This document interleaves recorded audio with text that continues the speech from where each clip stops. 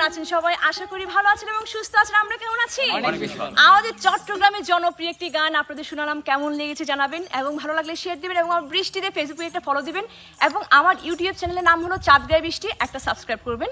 সবাই ভালো থাকবেন, সুস্থ থাকবেন, গানে গানে থাকবেন, আনন্দে কাটাবেন। টাটা।